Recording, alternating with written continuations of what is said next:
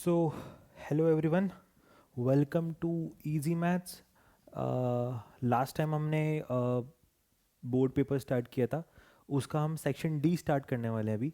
Okay, so let us move on to the first question of section D which states a relations R on set A -4 -3 -2 -1 0 1 2 3 4 be defined as r is equals the relation is defined as x comma y uh, when x plus y is an integer divisible by 2. Show that r is an equivalence relation. Also write the equivalence class of 2. Okay, सो ये वाला question काफ़ी अच्छा है और काफ़ी basic से पूछा गया क्वेश्चन है. यूजुअली आपको सेट से क्वेश्चंस दिखने को मतलब दिखते नहीं, यूजुअली कम कम हो गए हैं काफ़ी, क्योंकि जो सेट से क्वेश्चंस आते हैं वो काफ़ी प्रूविंग वाले क्वेश्चंस आते हैं. वेरी मतलब थोड़ा डिफ़िकल्ट साइड पे रहते हैं वो. लेकिन ये वाला क्वेश्चन मतलब नॉट सो डिफिकल्ट बट काफ़ी अच्छा क्वेश्चन है. काफ़ी बेसिक से कुछ पूछा क्वेश्चन है का सब कुछ. इसने इक्विवेलेंस क्लास पूछा, इक्विवेलेंस रिलेशन पूछा, इक्विवेलेंस क्लास पूछा है. तो बेसिकली पूरी जो थ्योरी सेट में पढ़ाई जाती है, बेसिक जो स्टार्टिंग प्रिमिटिव लेवल की जो सेट थ्योरी होती है वो जो पढ़ाई जाती है, पूरा इसके अंदर उसका जस्ट निकला गया है. तो काफ़ी अच्छा लगा देख के वाला क्वेश्चन.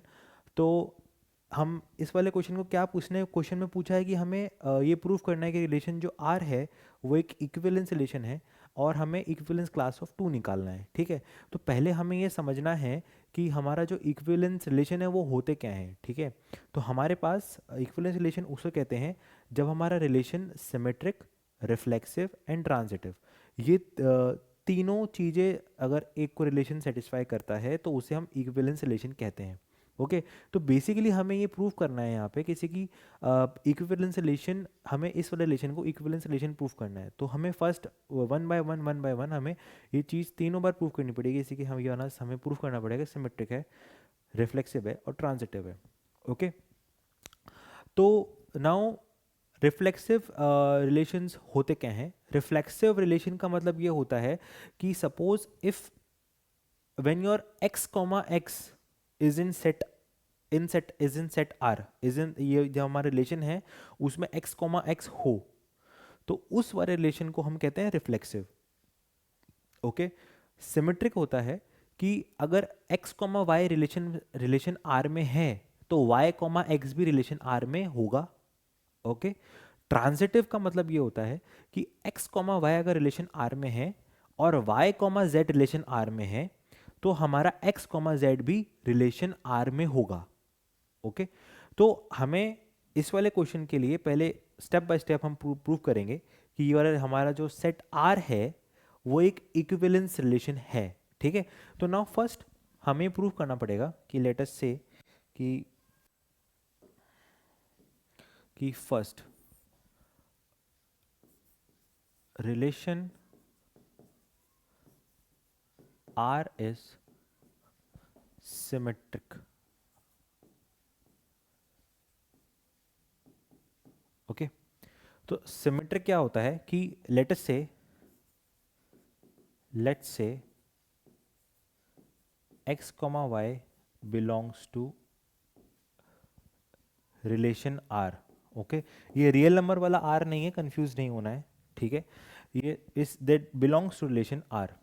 ओके, तो इसका मतलब क्या है कि x plus y is divisible by 2 where k belongs to integer. Right, है ना. तो इसका मतलब क्या हुआ कि x plus y is equals to 2k, है ना. अब यहां से क्योंकि since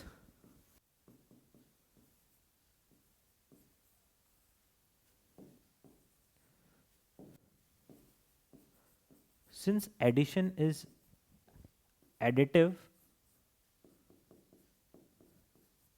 okay, means x plus y is equals to y plus x, hence y plus x is also equals to 2k, यानी y plus x divided by 2 is equals to k, which means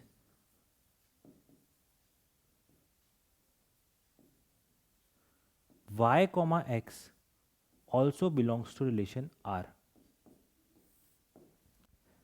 Okay, तो hence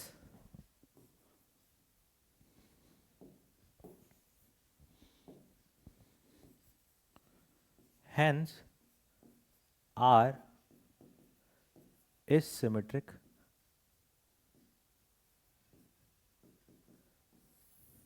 okay, तो हमने यहाँ से prove किया कि जो relation R है वो सिमेट्रिक हुआ. ओके, नाउ मूविंग ऑन, हमें ये प्रूव करना है सेकेंड वाले पार्ट में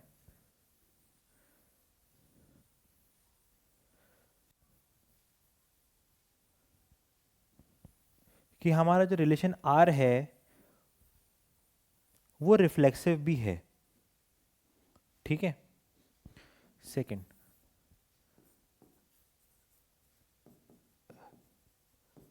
relation R is reflexive. Okay, तो ये कैसे प्रूफ करेंगे कि let us say for x comma x, right, तो x plus x is equal to 2x, which means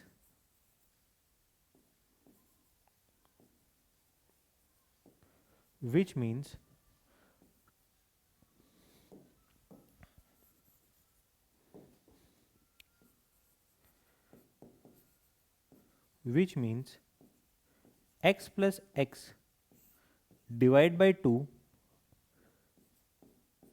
is an integer, hence we can say R is reflexive. Okay, क्योंकि x plus x is equal to 2x और x हमारे integer हैं, क्योंकि set A के अंदर सारे integer values हैं, तो x plus x is equal to 2x, when you divide by 2 you will get x and x again is an integer. तो आपका जो रिलेशन R है वो रिफ्लेक्सिव होगा, है ना. तो हमने ये प्रूव कर दिया कि जो हमारा रिलेशन है वो सिमेट्रिक है और रिफ्लेक्सिव है. अब उसको इक्विवेलेंस रिलेशन प्रूव करने के लिए हमें वो रिलेशन R को ट्रांजिटिव प्रूफ करना पड़ेगा. ठीक है, तो उसको प्रूफ करने के लिए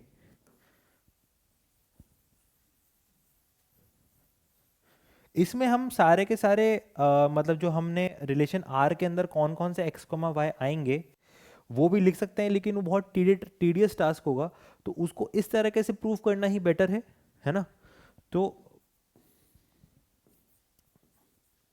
relation R is transitive. Okay, so let's say x comma y belongs to R, which implies, which मतलब if and only if x by 2 is equals to alpha 1, x plus y is equals to 2 times alpha 1. Let us say this is equation 1. Okay, now also y comma z belongs to R if and only if y plus z over 2 is equals to alpha 2. Here also where alpha 1 belongs to integer, where alpha 2 belongs to integer, y plus z is equals to 2 times alpha 2. Let us suppose this is equation 2. Okay, now we have to prove x comma z also belongs to relation R, which means x comma z, x plus y is also divisible by 2, है ना, ये prove करना है. तो इसमें क्या करेंगे, add equation 1 and equation 2. तो what we will get, x plus 2y plus z is equals to 2 times alpha 1 plus alpha 2. Okay, तो y को उधर ले जाएंगे 2y को, x plus z is equals to 2 times alpha 1 plus alpha 2 minus 2y. We will get 2 times alpha 1 plus alpha 2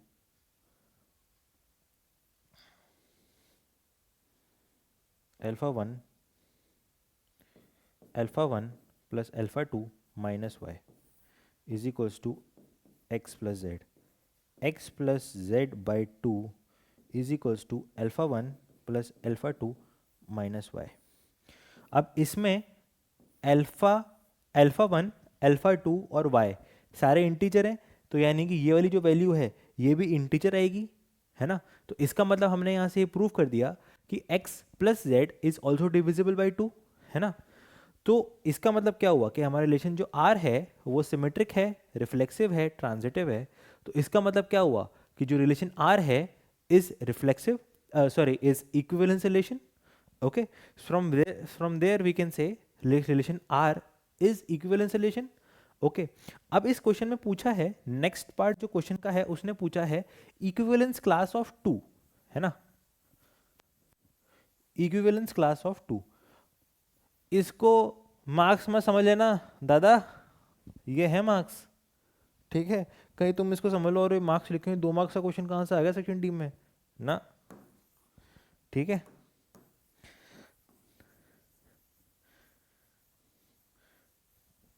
अब हमें लिखना है equivalence class of 2। Equivalence class का मतलब क्या होता है, जैसे कि जब तुम्हारा एक एलिमेंट 2 है तो दूसरा एलिमेंट मतलब उसके साथ और कौन कौन से पेयर बन सकते हैं यदि तुम रिलेशन R में देखोगे तो, है ना। तो यानी कि इसका मतलब है सपोज इक्विवेलेंस क्लास ऑफ 2, तो x अगर 2 है तो y क्या क्या क्या ले सकता है ना। तो उस क्वेश्चन में बोला है कि रिलेशन R जब है कि x plus y is divisible by 2, तो अगर हमारे पास जो y है वो एक इवन नंबर है, तो सॉरी x है अगर एक इवन नंबर है, तो जो y होगा वो भी तो एक इवन नंबर होगा, तभी तो उनका जो समेशन होगा वो 2 से डिविजिबल होगा। यदि अगर y तुम्हारा ऑड हो गया और x तुम्हारा 2 है, तो यानी कि even plus odd is always odd, वो 2 से डिविजिबल नहीं होगा, है ना। तो हमें इक्विवेलेंस क्लास ऑफ 2 लिखना है, तो मुझे क्या कुछ नहीं करना, मुझे देखना है कि अगर इक्विवेलेंस क्लास ऑफ 2 है तो करस्पॉन्डिंग जो बाकी की दो जो इसमें इवन वैल्यूज हैं वो सारे की सारी मेरी इक्विवेलेंस क्लास ऑफ 2 हो जाएंगी। यानी कि equivalence class of 2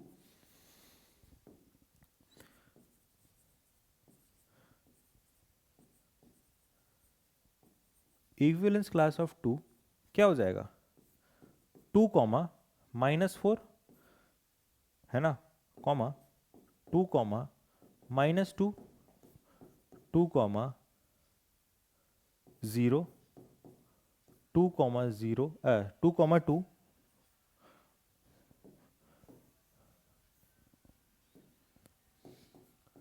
2 comma 2, 2 comma 4, ठीक है। तो ये मेरी इक्विवेलेंस क्लास ऑफ 2 हो जाएगी। यही ये अगर मुझसे इक्विवेलेंस क्लास ऑफ 3 पूछता, तो एक x अगर मेरा दो नंबर का सम अगर 2 से डिविजिबल है, उनमें से एक ऑड है, तो दूसरे वाले को भी ऑड होना पड़ेगा, है ना। तो अगर इक्विवेलेंस क्लास ऑफ 3 पूछता, तो मैं इसके अंदर जितने सेट ए के अंदर जितने भी मेरे ऑड नंबर्स हैं उसके साथ उसका इक्विवेलेंस क्लास बन जाता, है ना। तो 3 के साथ -3 बन जाता, -1 बन जाता, 1 बन जाता, 3 बन जाता, तो वो उसकी इक्विवेलेंस क्लास हो जाती, है ना। तो ओके, तो ये क्वेश्चन कंप्लीट होता है। Now moving on to the next question, it says it is given that function fx is equals to x की power 4 minus 62x square plus ax plus 9 attains local maximum value at x equals to 1. Find the value of a, hence obtain all other points where the given function fx attains local maximum और local minimum values, है ना। तो basic straight forward local maximum local minimum का question है। इसने बोला है कि लोकल मैक्सिमम 1 है, तो यानी कि मतलब मेरा एफ डैश 1 0 होगा, वहां से हमारे पास सिंपल ए का वैल्यू आएगा, ठीक है। उसके बाद से हम उसकी और वैल्यूज निकाल लेंगे, easy peasy lemon squeezy. Okay, तो लेट अस स्टार्ट।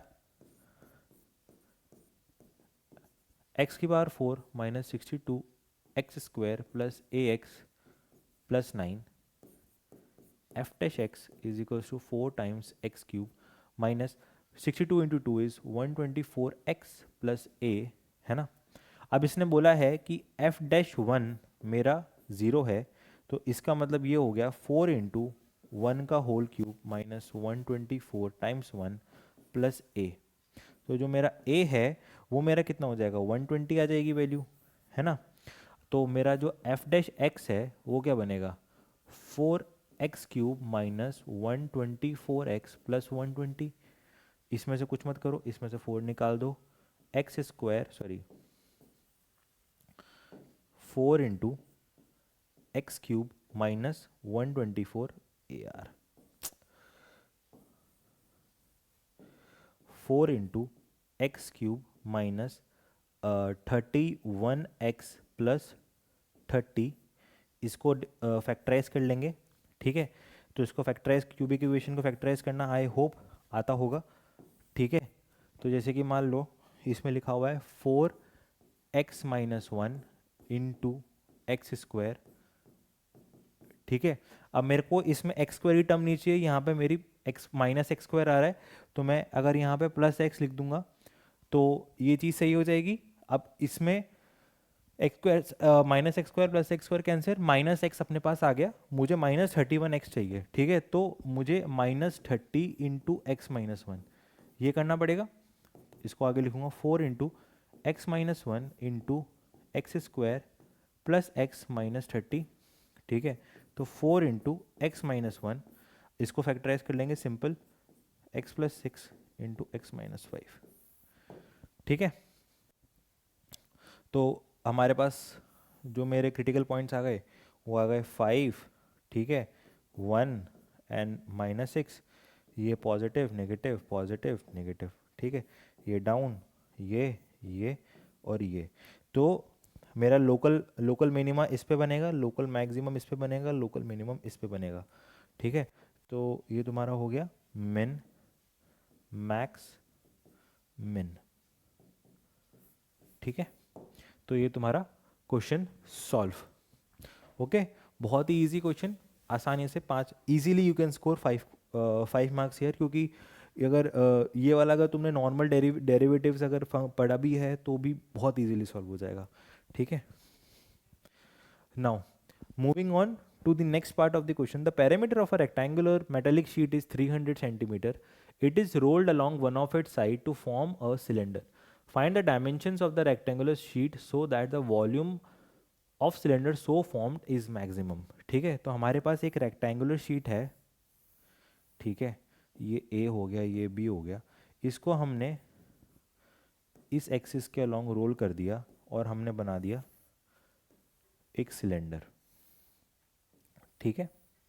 तो इसमें जाहिर सी बात है जो सिलेंडर की जो हाइट होगी वो भी बी के बराबर होगी, है ना।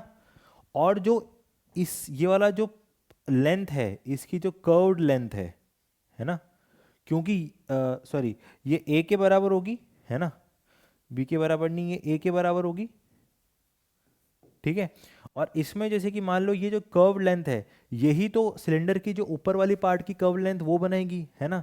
तो जो अगर मान लो अगर सिलेंडर का रेडियस आर है ना, तो जो 2πr होगा वो मेरा बी के बराबर होगा, यानी कि आर का वैल्यू क्या हो जाएगा, b/2π, ठीक है। अब इसने बोला है कि अगर मेरा रेक्टेंगुलर शीट का जो मेटेलिक शीट का पैरामीटर है वो 300 है, यानी कि 2 टाइम्स a प्लस बी का जो वैल्यू है वो 300 है, तो जो a प्लस बी है वो मेरा 150 हो जाएगा, है ना। अब इसने मुझसे पूछा है कि I have to maximize the volume, अगर मेरे को वॉल्यूम मैक्सिमाइज करनी है तो जैसे कि मान लो मैं वॉल्यूम होगा सिलेंडर की πr²h, है ना। तो अगर मैं इसके अंदर लिखूं पाई आर की जगह मैं b/2π लिख दूं, तो b²/4π², h की जगह मैं a लिख दूं, है ना, तो क्या हो जाएगा b²/4π टाइम्स a, है ना। तो ये मेरा जो v है as a function of b comma a आ गया, है ना। अब मेरे को इसको डिफरेंशिएट करने के लिए मेरे को इसको सिंगल डेरिवेटिव में लाना पड़ेगा, तो मेरे पास एक ये रिलेशन भी है ना, b और a के बीच में। तो मैं क्या करूँगा, मैं यहाँ से a को b के टर्म्स में लिख दूंगा, तो b² 150 माइनस a/4π, ठीक है। तो ये v as a function of b आ जाएगा, ठीक है, अब कुछ नहीं करना, इसको इसका तुम्हारे को मैक्सिमम वैल्यू निकालना है तो इसको डिफरेंशिएट कर दो, तो v dash b is equals to 2b 150 minus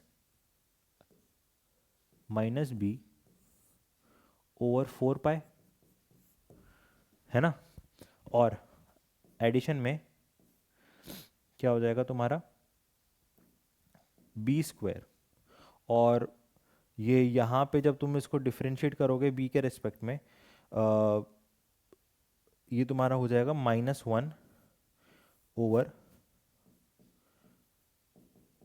4 पाई। ठीक है, कहीं पे कुछ गलती? No I guess, correct, yes.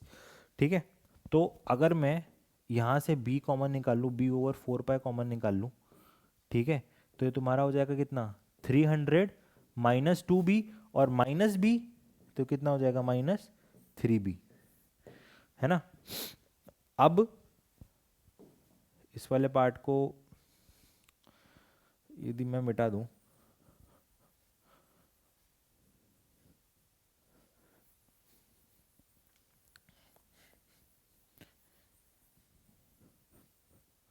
ठीक है, तो यहाँ पे v prime b is equals to b over 4 pi times, अगर उसमें से वहाँ पे 3 कॉमन निकाल लेते हैं तो कितना हो जाएगा 100 माइनस बी।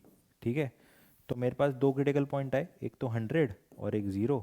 तो अगर मैं यहाँ पे रहूँगा तो ये मेरा नेगेटिव रहेगी, पॉजिटिव रहेगी, ये नेगेटिव रहेगी, तो ये ऐसे ऐसे और ऐसे। ठीक है, तो मैक्सिमम कहाँ पे आएगा जब मेरा b का वैल्यू 100 हो जाएगा।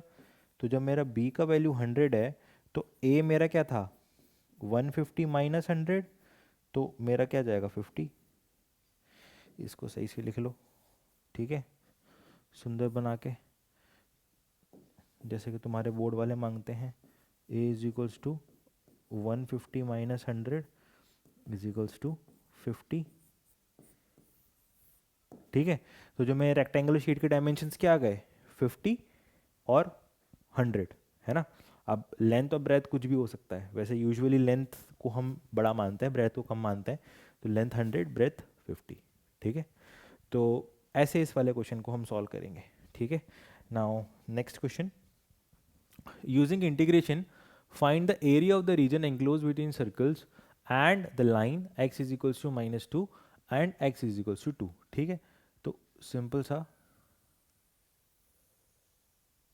एक सर्कल बनाया, ठीक है, इसके हिसाब से ये तुम्हारा x इज इक्वल्स टू -2, ये तुम्हारा हो गया x इज इक्वल्स टू 2, ये जो कर्व है ये तुम्हारा है x square plus y square is equals to 16। ठीक है, तो जो इसका अपर वाला पार्ट है वो तुम ऐसे लिख सकते हो y square is equals to under root of 16 minus x square, और ये तुम्हारा जो लिखोगे ये y इज इक्वल्स टू 0। ठीक है, तुमसे ये वाला पूछा है ना, तो ये तुम्हारा 0,0 और ये तुम्हारा कोऑर्डिनेट है 2,0। ठीक है, तो जैसे कि ये 1 2 3 और 4, ठीक है, क्योंकि ये भी सिमेट्रिक है, x इक्वल्स टू -2 भी सिमेट्रिक है, x इज इक्वल्स टू 2 भी सिमेट्रिक है, और ये सर्कल सिमेट्रिक ऑब्जेक्ट होता है। ठीक है, तो इसका मतलब क्या है, किसी की जो एरिया 1 2 3 4 है ये सारे एक ही हैं, है ना, मतलब सबका एरिया मतलब जो वैल्यू होगी इंडिविजुअल वैल्यूज वो सेम होंगी। तो तुम क्या कर सकते हो, तुम एक जैसे कि मान लो मैंने जो 1 मार्क किया है ना एरिया उसका निकाल लो, उसको 4 टाइम्स कर दो तो भी आंसर आ जाएगा, है ना।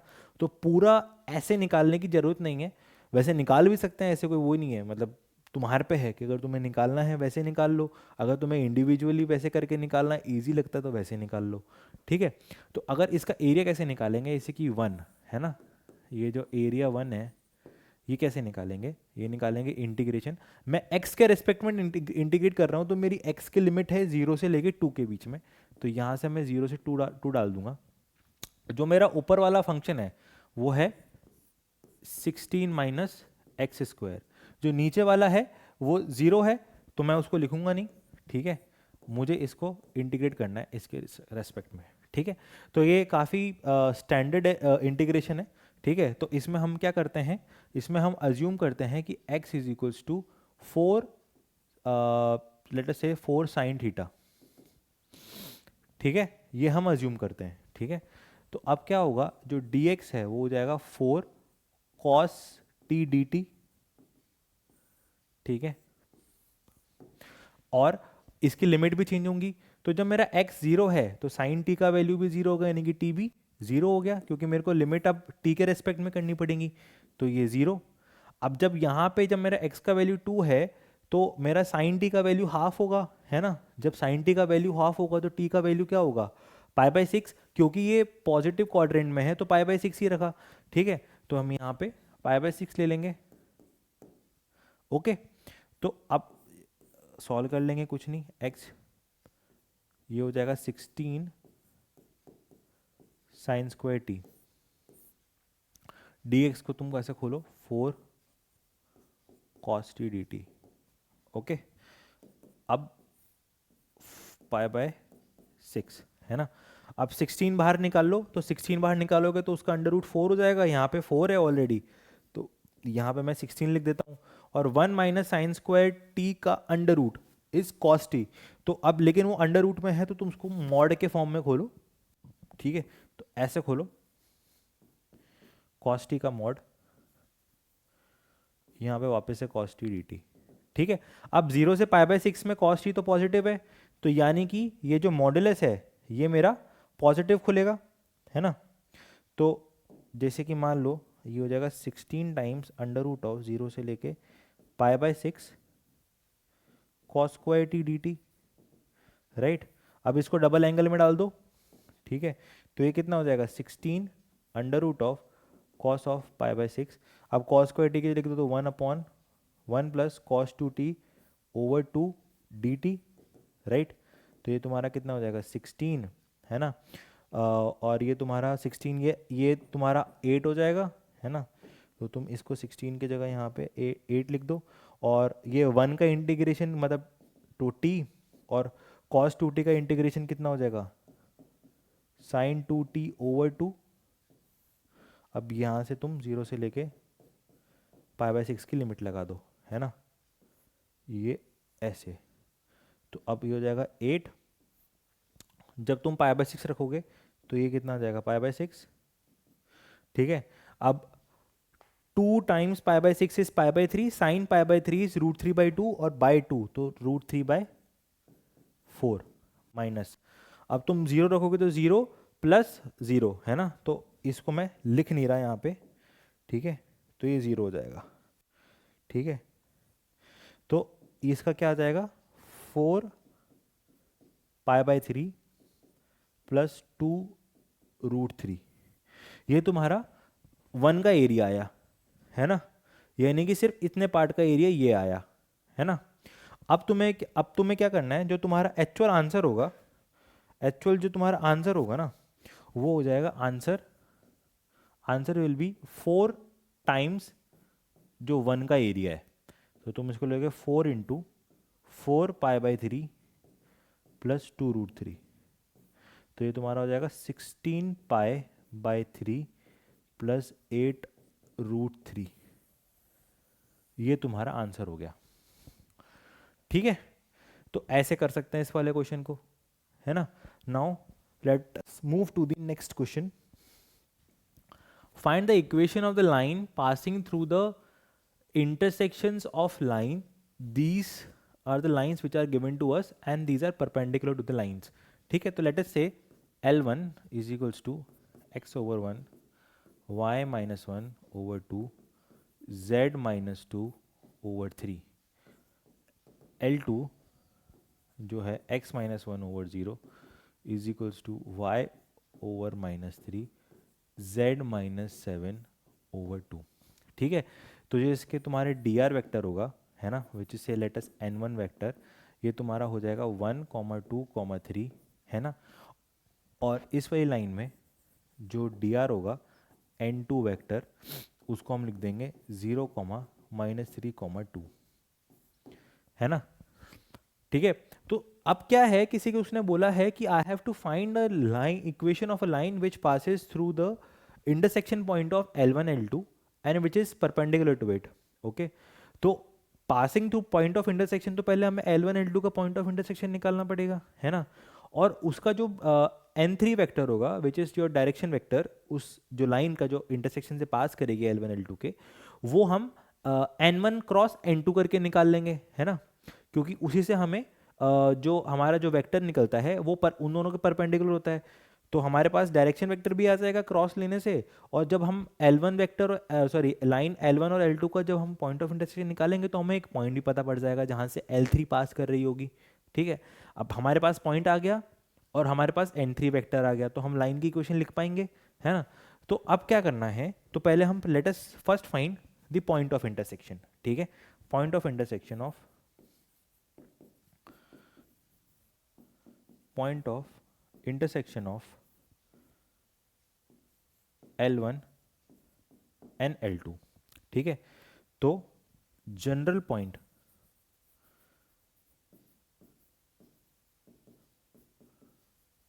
ऑन L1, ये कैसे लिखेंगे, लेटर से हमारा वेरिएबल लैम्डा है यहाँ पे, है ना।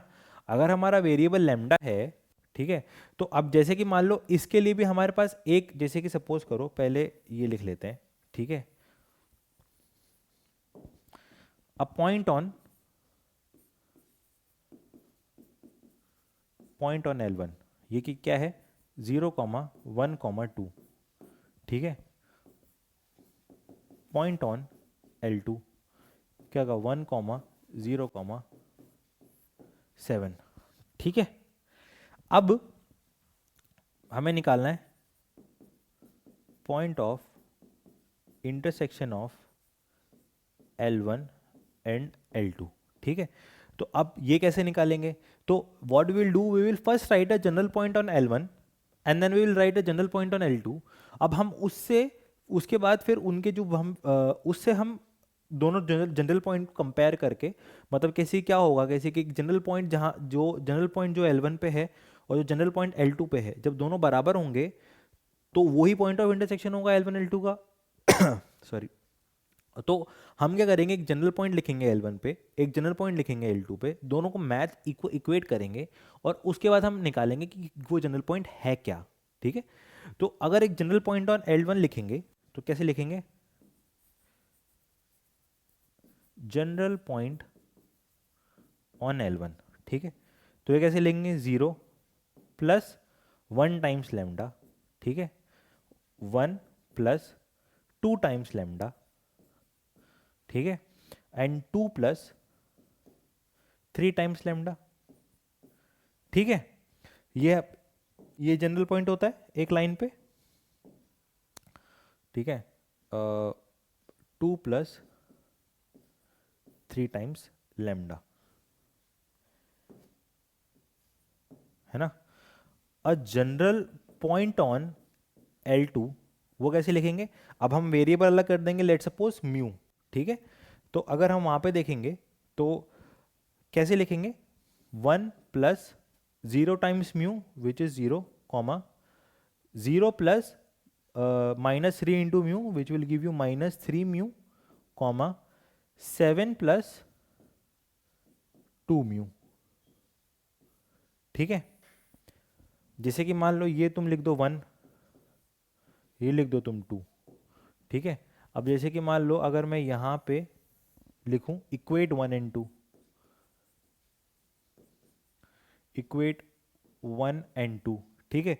तो हम इसको इक्वेट कैसे करेंगे, ये इसके बराबर होगा, ये इसके बराबर होगा और ये इसके बराबर होगा, तो 1 इज इक्वल्स टू लैम्डा, है ना। तो यहाँ से हमें लैम्डा की वैल्यू पता पड़ गई, और यहाँ से ये पता पड़ रहा है 1 plus 2 lambda is equals to -3 mu, ठीक है। तो अगर लैम्डा 1 है तो ये 2 इंट यहाँ पे इसको यहाँ पे पुट कर दो, तो 2 इंटू 1 1, 2 इंटू 1 2 प्लस 1 3, तो 3 इज इक्वल्स टू -3 म्यू, तो म्यू का वैल्यू -1 आ गया, है ना। तो लैम्डा का वैल्यू 1 हो गया, म्यू का वैल्यू -1 हो गया, ठीक है। तो अब इसको तुम यहां से ये भी चेक कर सकते हो कि अगर सपोज लैम्डा का वैल्यू 1 है तो 2 प्लस 3 इंटू 1 5 है ना।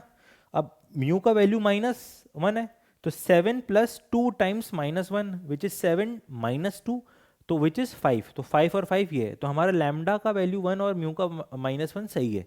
ठीक है, तो यहाँ से हमारे पास जनरल पॉइंट ऑफ, जो हमारा पॉइंट ऑफ इंटरसेक्शन है,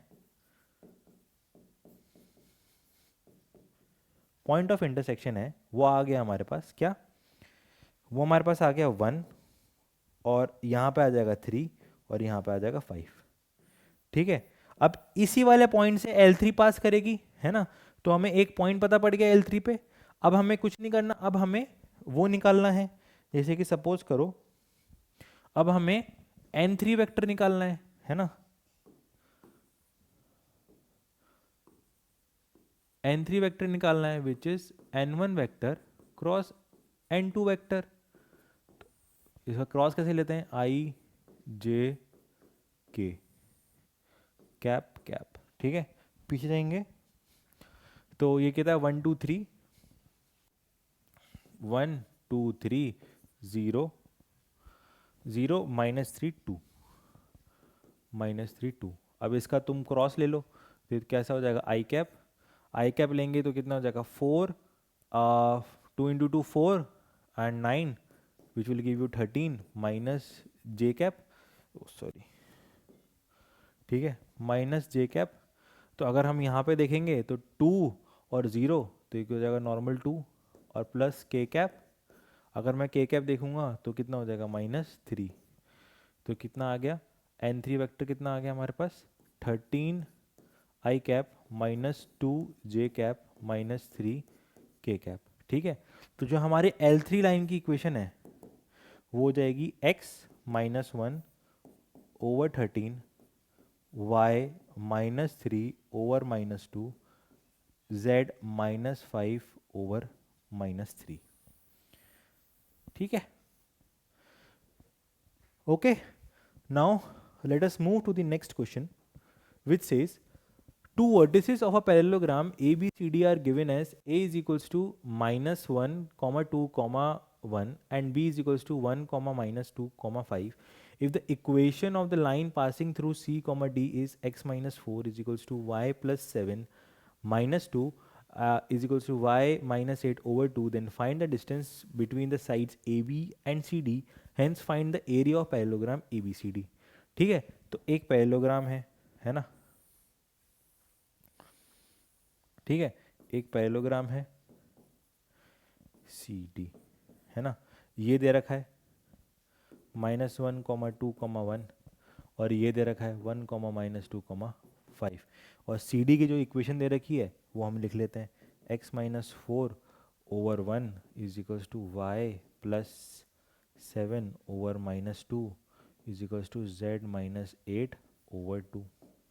ठीक है, तो इसका जो n वेक्टर है वो है i cap -2 j cap plus 2 k cap. ठीक है, और जो पॉइंट है उस लाइन पे वो है 4, -7, 8। ठीक है, ये हमने एक जनरल इक्वेशन नोट कर ली है ना, लाइन की इक्वेशन नोट कर ली और डेटा नोट कर लिया। अब हमसे पूछा है कि find a distance between the sides A B and C D. ठीक है, तो जो ए बी और सी डी के बीच का जो डिस्टेंस है वो उनके बीच का डिस्टेंस, पैरेलल लाइंस के बीच का डिस्टेंस हमेशा सेम रहता है। तो जो परपेंडिकुलर डिस्टेंस होगा उन दोनों लाइन के बीच में वो हमें निकालना है। ठीक है, तो बहुत ही इजी क्वेश्चन, मतलब बहुत easy question, direct formula based है। जैसे कि मान लो इस पॉइंट को, जैसे कि मान लो इस पॉइंट से एक कोई जनरल पॉइंट यहाँ पे अगर हमारे मान लेते हैं, तो जैसे कि मान लो इसको हम मान लेते हैं A2 वेक्टर, है ना, इसको मान लेते हैं हम A1 वेक्टर। ठीक है, तो अब हमारे पास जो फॉर्मूला होता है परपेंडिकुलर डिस्टेंस का जो हमारे पास फॉर्मूला होता है वो क्या होता है, वो ये होता है A1 vector minus A2 vector. ठीक है, क्रॉस ले लेते हैं हम इस वाले वेक्टर से, है ना, तो n वेक्टर और डिवाइड में क्या कर लेते हैं n वेक्टर का मॉडुलस। ठीक है, ये नॉर्मल जनरल फॉर्मूला होता है जो कि हम यूज करते हैं। ठीक है, अब कुछ नहीं, अब इसके अंदर बस वैल्यू प्लग इन करनी है और बस हमारा आंसर आ जाएगा। तो जैसे कि मान लो A1 vector minus A2 vector लिखेंगे तो ओरली कर लेते हैं। जैसे कि A1 वेक्टर हमारा -1 है, तो -1 -4 कितना हो गया, -5 आई कैप। ठीक है, 2 और माइनस ऑफ -7 कितना हो गया, 9, तो कितना हो जाएगा, +9 जे कैप। ठीक है, 1 एंड -8 तो कितना हो गया, -7। ठीक है, -7 -7 के cap cross with n1 n vector कितना है, आई कैप -2 जे कैप +2 के कैप, और उसमें तुम्हें बस आई कैप -2 जे कैप +2 के कैप। कूल है ना। अब कुछ नहीं करना, इसका तुमको क्रॉस लेना है और इसका तुमको मॉडुलस लेना है ना, और उसके बाद तुम्हारे पास परपेंडिकुलर डिस्टेंस आ जाएगा। तो अगर जैसे कि परपेंडिकुलर डिस्टेंस, ठीक है, मैं लिख लेता हूँ यहाँ पे -5 आई cap +9 -7 +9 j cap -7 k cap. I have to do cross with I cap -2 j cap +2 k cap, और नीचे मॉडुलस लिखना है इसका I cap -2 j cap +2 k cap का। ठीक है, सही होता रहा है, सही है। ठीक है, अब कुछ नहीं, क्रॉस ले उसका I cap j cap k cap। ठीक है, -5 +9 -7 1 -2 +2, इसका क्रॉस लेंगे तो क्या आएगा, आई कैप लेंगे तो 18 -14 4। ठीक है, माइनस देंगे तो -10 +7 -3 प्लस के कैप लेंगे तो 10 -1 1।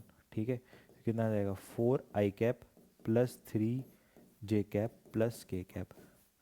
ठीक है, इसको यहाँ पे पुट करो नॉर्मल, 4 आई कैप +3 जे कैप के कैप ओवर √ आई कैप -2 जे कैप +2 के कैप।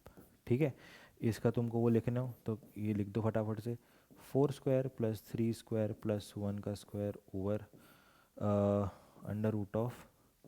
√1 का स्क्वायर +2 का स्क्वायर +2 का square, 25 + 1 √26 over 3. So this is your answer, perpendicular distance. Okay उसमें से अभी एक शायद से और भी पूछा था, उसने पूछा था कैसे कि एरिया पूछा था उसने अपन से। ठीक है, तो एरिया जो होता है पैरेललोग्राम का जो एरिया होता है वो होता है साइड इंटू हाइट। हाइट हमने निकाली थी। ठीक है, तो साइड जो है, साइड हमें निकालनी है, तो साइड हमें निकालनी है। जैसे कि हमारे को मान लो जैसे कि ये जो ए बी है, तो मैं यहाँ से ए बी अगर मैं ए बी वैक्टर अगर मैं निकालूंगा तो जैसे कि मान लो ये कितना हो जाएगा, ए बी वैक्टर का मॉडुलस कितना हो जाएगा, ये डिस्टेंस फार्मूला से निकालोगे -1 -1 तो -2 का होल स्क्वायर +2 और -2 यानी कि 4 का स्क्वायर +1 एंड -4 तो -4 का होल स्क्वायर। तो ये कितना हो जाएगा, 16 और है 16 और 16 32 और 4 36 तो 36 तो जाएगा 6। ठीक है, तो ये हमारे पास इसकी लेंथ आ गई 6 और हमारे पास हाइट जो थी है ना वो आई थी कितनी, √26/3। ठीक है, तो जो मेरे पास एरिया होगा, एरिया हो जाएगा कितना, 6 into √26/3 which will give you 2 times √26। okay, so that's complete your section D. Okay, now moving on to the section E of set 65(3)/1. What does the question says? It says self-study helps student to build confidence in learning. It boosts the self-esteem of the learners. Recent survey suggested that close to 50% learners were self-taught using internet resource and upskill themselves. A student may spend 1 to 6 hours in a day in upskilling self. The probability distribution of the number of hours spent by a student is given as this. Okay. Based on the above information, answer the following questions. ठीक है, ये इसने ये दिया हुआ है और इसने कुछ क्वेश्चन पूछे हैं. ठीक है, तो पहले हम क्या करेंगे, पहले हम जो इसने हमें प्रोबेबिलिटी डिस्ट्रीब्यूशन दिया हुआ है, ठीक है, वो उतारेंगे. तो प्रोबेबिलिटी डिस्ट्रीब्यूशन अगर हम उतारेंगे ऐसे, है ना, तो इसने मुझे क्या बोला हुआ है, इसने मुझे बोला हुआ है कि ये के एक्स स्क्वायर है. जब मेरा एक्स 1 2 3 है, ठीक है, और 2 के एक्स है, तो जब मेरा एक्स है वो 4 5 6 है और 0 है अदरवाइज. ठीक है ना. चलो भैया मान लिया. ठीक है, अब है इसने पहला क्वेश्चन पूछा है, express the probability distribution given above in the form of probability distribution table. है ना, तो ये मतलब काफ़ी, मतलब सेक्शन ई वाले ऐसे लगते हैं मेरे को, जैसे कि मतलब यूं ही फालतू में पूछ लिए इन लोगों ने, मतलब क्यों पूछते हैं, क्या पूछते हैं, इतना लंबा पूछते हैं, ऐसे ही पूछ लेते हैं हवे में. ठीक है, तो पहला क्वेश्चन इसने पूछा प्रोबेबिलिटी डिस्ट्रीब्यूशन टेबल बना दो. ठीक है भैया, बना लेते हैं, है ना. तो ये बना लेते हैं. तो जैसे कि मान लो प्रोबेबिलिटी डिस्ट्रीब्यूशन टेबल ऐसे मान लो कि प्रोबेबिलिटी है for x is equals to x और ये एक्स है. ठीक है, तो चलो उल्टा बना लो भैया, किताबों में उल्टे दिए हुए होते हैं, फिर बोल दोगे हमारा किताब जैसा नहीं पढ़ाया. ठीक है, तो p is equals to x is equals to x. ठीक है, तो जब मेरा x 1 2 3 4 5 6, ठीक है, 6 ही वैल्यू पे थे, बाकी जगह पे 0 था ना, तो वो मैं नहीं लिख रहा. ठीक है, तो यहाँ पे 1 लिख दो. तब ऐसे ऐसे प्रोबेबिलिटी बना दो बढ़िया, है ना, सुंदर सुंदर सा बना देना, है ना, ताकि राइटिंग देख के मार्क्स दे दे. वरना तो फिर भाई सीबीएसई वाले वैसे भी लुटा देते हैं, ऐसी कोई बड़ी बात नहीं है. जहाँ पे इंसान के 70 मार्क्स आ रहे होते हैं, वहाँ पे इंसान आ रहा है 95 और फिर बोल रहा है भाई हमारी मैथ अच्छी है. ठीक है भाई, मान लेते हैं, ये भी मान लेते हैं. जब x1 है तो x1 है तो यहाँ पे 1 पुट करोगे तो k इंटू 1 का स्क्वायर k. जब k2 है तो 4k स्क्वायर, है ना. अब ये भी पुट करके थोड़ी बताऊँ, ये बताऊँ, रहने देते हैं, है ना. तो अब जैसे कि मान लो कि जब k3 है तो यहाँ पे तुम x का वैल्यू 3 रखोगे तो 9 स्क्वायर, तो मतलब 3 का स्क्वायर 9, तो 9k. अब जब 4 है तो 4 इंटू 2 8k, 5 है तो 5 इंटू 2 10k, और 6 है तो 6 इंटू 2 12k, है ना. तो ये तुम्हारा पहला क्वेश्चन हो गया.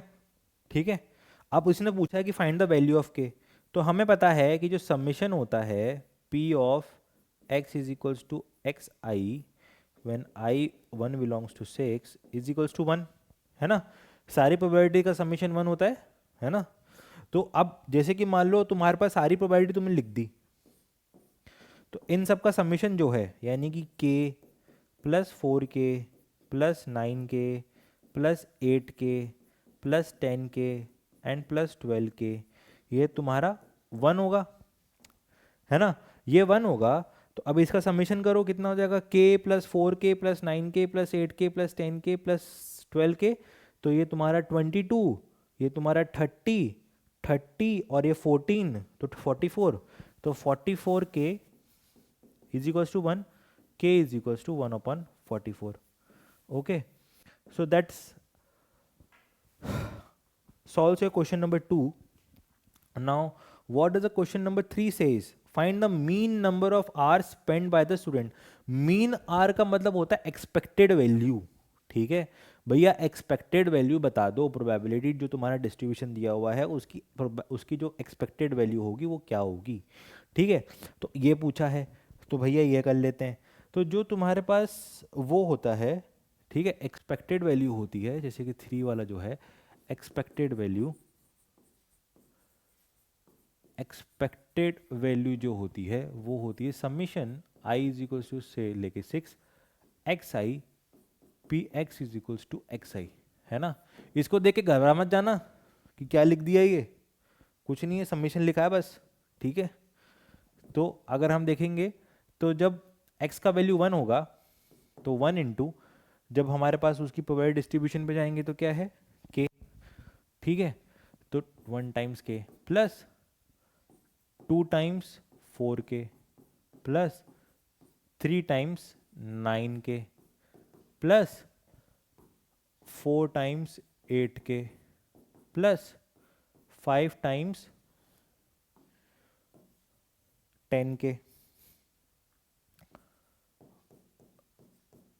ठीक है, प्लस 6 टाइम्स 12k, ठीक है।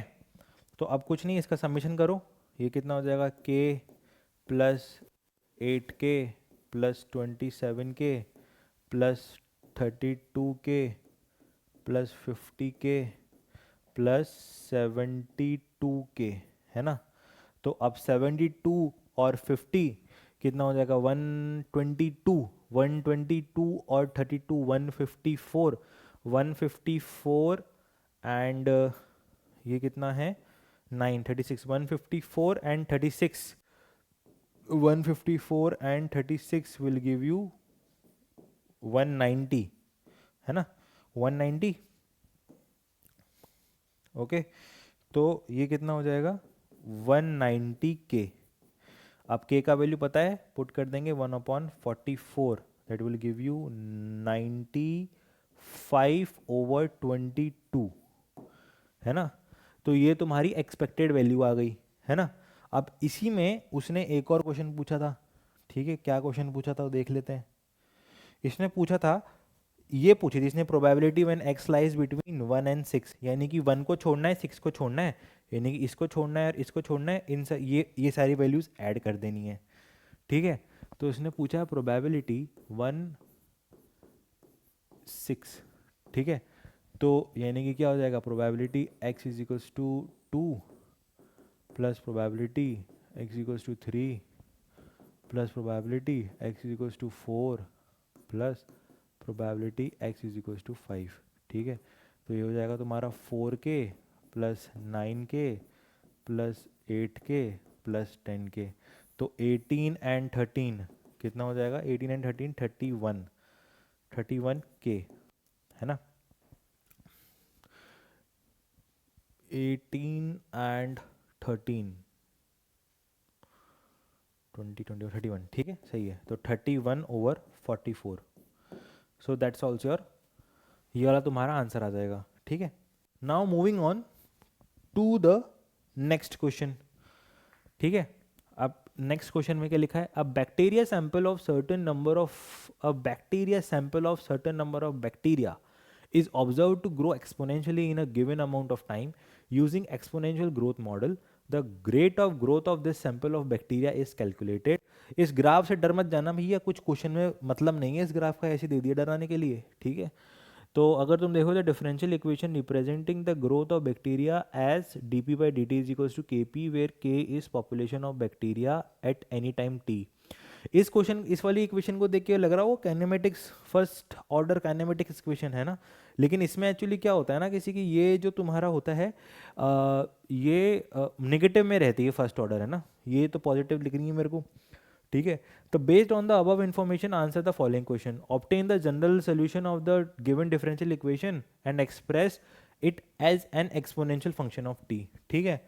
तो अगर मैं फर्स्ट देखूं तो इसमें लिखा हुआ है dp by dt is equals to k times p, है ना। तो कुछ नहीं, p is equals to k dt, integrate कर लो दोनों साइड पे, तो तुम्हारा हो जाएगा log p के टी प्लस सी। तो p is equals to e to the power k t plus c, ठीक है। अब ये हो गया फर्स्ट क्वेश्चन। अब है दूसरा, if population of bacteria is 1000 at t is equals to 0 and 2000 at t is equals to 1, find the value of k. अब इसने दो इक्वेशन दिए, यानी कि के और सी के लिए इसने पूछा हुआ है ना। तो के और सी के लिए हमें दो इक्वेशन चाहिए होंगी, तो इसने इसलिए दो वो दी हुई हैं। तो अब उसने बोला है कि जब t इज इक्वल्स टू 0 है, तो जैसे कि मान लो अगर मैं इसको और मतलब वैसे लिखना चाहूँ, जैसे कि मान लो ऐसे, ठीक है, ऐसे ऐसे अगर मैं लिखना चाहूँ, p ऑफ t is equals to e to the power k t plus c, है ना। अब सेकंड में p when t is equals to 0 is p यहाँ पे 0 रखोगे तो 0 plus c e to the power c is 1000, ठीक है. When t is equals to 1 it means k e to the power k plus c is equals to 2000, है ना.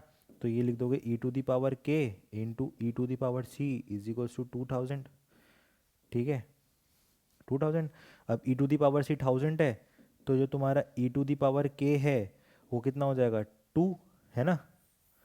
e to the power k कितना हो जाएगा 2, है ना. तो यहाँ से जो तुम्हारा k है वो तुम्हारा कितना हो जाएगा ln2. सी है, दोनों साइड log ले लोगे, है ना. तो यहाँ से ln2 आ जाएगा. अब इसने पूछा है, अब यहाँ से भी तुम यहाँ से भी निकाल सकते हो. जो c है वो तुम्हारा ln 1000 हो जाएगा, है ना. तो अच्छा, इसने पूछा ही नहीं था, चलो कोई नहीं. तो इसका मतलब ये है कि फाइंड द वैल्यू ऑफ के, तो हमने निकाल लिया ln2, ठीक है. तो ये भी क्वेश्चन हो गया, ठीक है. इस ग्राफ से डर मत जाना भाई, कोई मतलब नहीं है इस ग्राफ का, ठीक है. Now moving on to the question number 38, last question. A scholarship is a sum of money provided to the student to help him or her pay for education. Some students are granted scholarship based on their academic achievements, while others are rewarded based on their financial needs.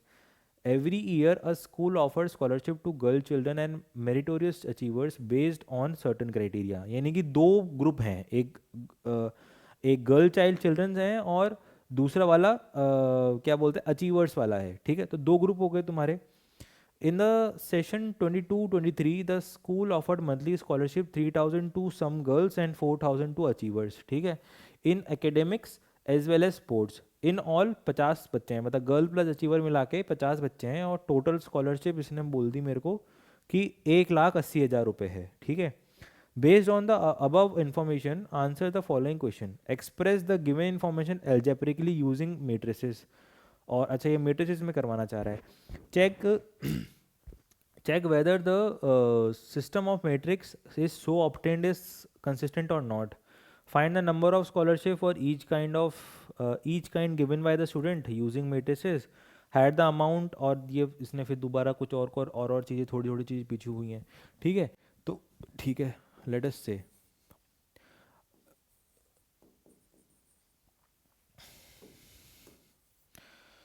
number of girls x, number of achievers y, ठीक है. तो पहला इसने दिया हुआ है कि total number है, उसने हमसे 50 बोला है, ठीक है. तो ये यहाँ पे गिवन था कि इसने मेरे को बोला था किसी की 50 हैं, ठीक है. तो ये 50 दिया हुआ है, ठीक है, और एक ये दिया हुआ है. तो दो इन्फॉर्मेशन ये वाली हैं, इससे हम इक्वेशन बनाएंगे, ठीक है.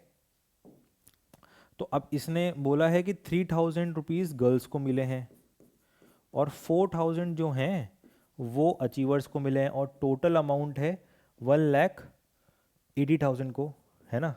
तो अब इसको 1000 डिवाइड कर दो, थोड़ा सा आसानी रहेगी. तो ये तुम्हारा हो जाएगा 180, ठीक है. तो ये तुम्हारी इक्वेशन 1 हो गई, ये तुम्हारी इक्वेशन 2 हो गई, है ना. तो अब इसने बोला है कि इसको मैट्रिक्स के फॉर्म में बताओ. तो इसका हमें पता है कैसे कि ऐसे वाली इक्वेशन को मैट्रिक्स में बताने के लिए हम क्या करते हैं. जैसे कि मान लो A B is equals to C में, तो ए को तुम रख दो ये सारे कोफिशेंट्स, ठीक है, इन सारे एक्स और वाई के, ठीक है. बी में रख दो तुम एक्स वाई, है ना. बी में रख दो तुम एक्स वाई, और सी में रख दो तुम ये वाली वैल्यूज 50, 180, ठीक है. तो ये हमने उसको मैट्रिक्स फॉर्म में बता दिया. अब उसने पूछा है कि check whether the system of matrix equation so obtained is consistent और नॉट. कंसिस्टेंट होने के लिए हमारा इसका जो डिटर्मिनेंट है ये इस पर लिखा, ये ज़ीरो नहीं होना चाहिए.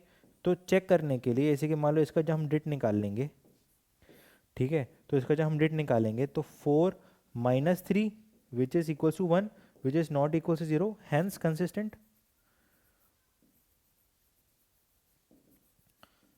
हैंस कंसिस्टेंट, ठीक है. तो ये क्वेश्चन नंबर 2 हो गया तुम्हारा, है ना. अब ये वाला पार्ट है, अब तुम्हारा नेक्स्ट क्वेश्चन है, लास्ट है क्वेश्चन नंबर 3, ठीक है। तो क्वेश्चन नंबर 3 जो पूछा हुआ है, उसने पूछा है कि बेसिकली उसको मैट्रिक्स को सॉल्व करने के लिए कहा है उसने, ठीक है। तो इसको सॉल्व कर लेते हैं, ठीक है। तो इसने बोला है 1 1 3 4 x y 50 180, ठीक है। इसको सॉल्व करने के लिए तो बेसिकली x जो y हो, x और y होगा तुम्हारा, वो क्या होगा, वो ये होगा 1 1 3 4 का इन्वर्स टाइम्स 50 180, ठीक है। तो बेसिकली तुम्हें ये इन्वर्स फाइंड करना है, इसको इन्वर्स को फाइंड कर लेते हैं, ठीक है। तो जो a इन्वर्स होता है वो होता है adjoint a divide by det A. Det A हमने पहले निकाला था, 1 था वहाँ पे निकलवाया था कि डेट ए ये 1 है ना, ये लास्ट लास्ट में मैंने निकलवाया था, ठीक है। अब ए डी जे ए जो तुम्हारा को फैक्टर का मैट्रिक्स होता है उसका ट्रांसपोज, ठीक है। अब इसका तुम को फैक्टर निकालो। अब ये 1,1 इंडिसेस पे है तो -1 की पावर 2 हो जाएगा, है ना। और फिर उसके करस्पॉन्डिंग वैल्यू ये है ना। तो 4 मतलब -1 का स्क्वायर इंटू 4, है ना। और -1 इस वाले के लिए लिखोगे तो ये 1 + 2 कितना हो जाएगा 3, और इसके ये वाली ये छुपा लो रो और ये छुपा लो, तो ये कितना हो जाएगा 3, है ना। सॉरी, -1 का स्क्वायर और ये कितना हो जाएगा 3, ठीक है। और ये हो जाएगा, फिर अब इस पे आ जाओ तो ये कितना है 2,1, तो ये 3, ठीक है 3, और इसको छुपाओ वहाँ पे 1 है, ठीक है। -1 इसको, ये कितना है 2,2 तो 4, है ना। और इसको छुपाओ यहाँ पे 1 है। अब इसका ट्रांसपोज ले लो, ठीक है।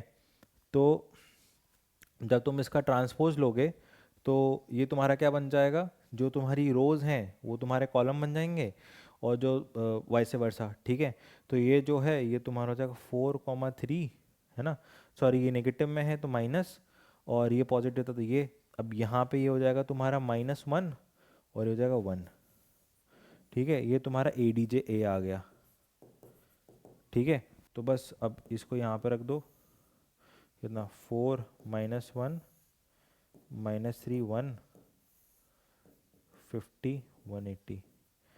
अब इसको सॉल्व करोगे तो 4 इंटू 50 200 200 माइनस 1 इंटू 180 180, तो कितना हो जाएगा 20, -3 into 50 is what your -150 plus 180 30, ठीक है। तो ये तुम्हारा x और y आ गया,